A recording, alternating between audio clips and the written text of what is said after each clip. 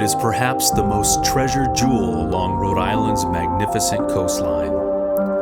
Nestled near the mouth of the historic Narragansett Bay and just west of the famous Point Judith Lighthouse lies Point Judith Salt Pond.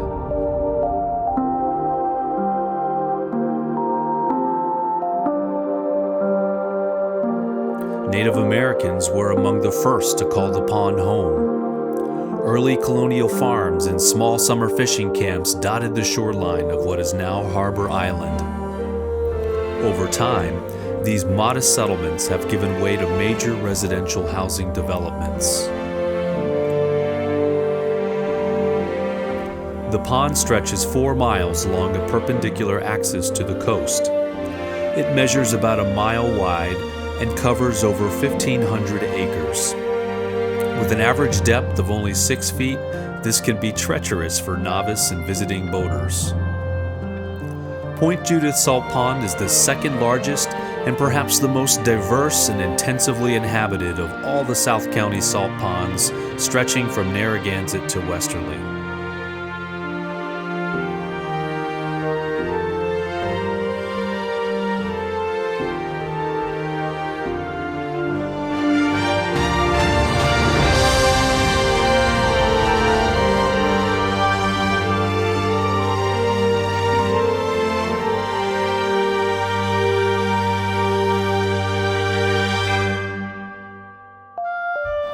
At the mouth of the Saugatucket, fresh and salt water mix. The embayment recesses in the coastline, forming a shallow body of water and marshes that protect the habitat and marine life from the full energy of the ocean.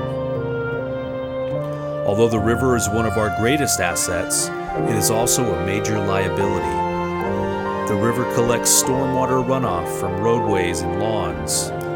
Contaminants easily infiltrate the pristine waters, while fertilizers from lawns cause algae blooms that deprive oxygen, slowly suffocating life in the water.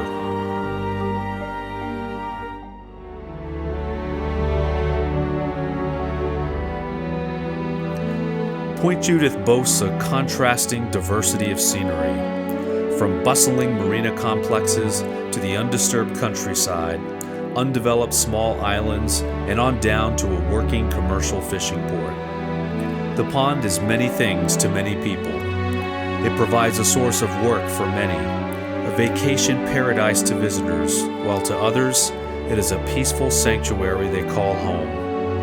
In fact, over the years, seasonal beach cottages have turned into beautiful year-round modern houses.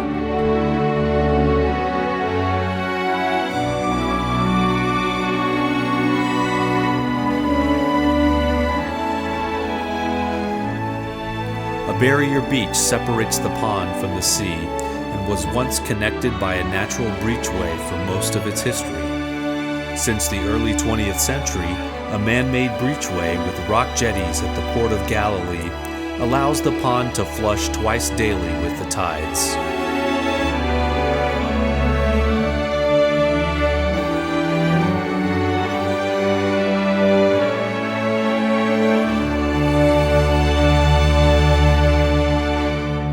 There is very limited tidal flushing in the northern section of the pond. Because of the mixing of fresh water from the river to the north and the salt water from the ocean to the south, the upper pond often has a 2-layered flow of water. Eutrophication is more common in the northern geography because of the limited flushing and proximity to concentrated pollutant sources. The causeway onto Harbor Island is vulnerable to flooding.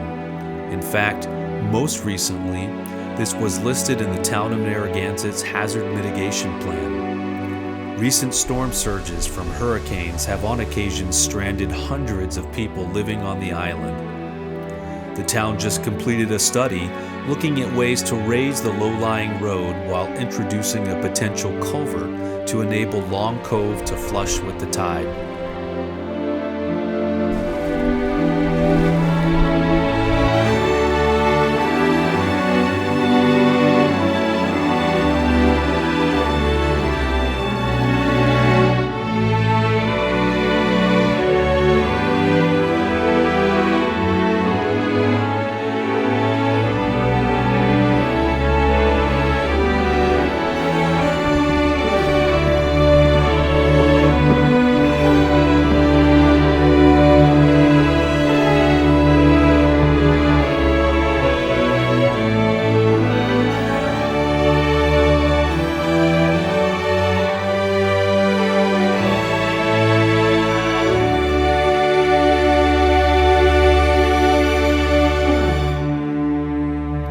salt pond is a source of constant beauty year-round. In the spring, the chirping of migratory birds fills the cool morning air, while boats emerge on private docks.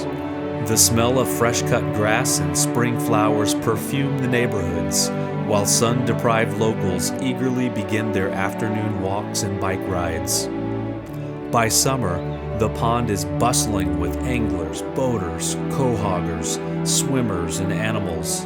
Indeed, Point Judith Pond is a very special place, a hidden gem, a canvas for colorful sunsets that melt into the tiny coves filled with schoolies and clams.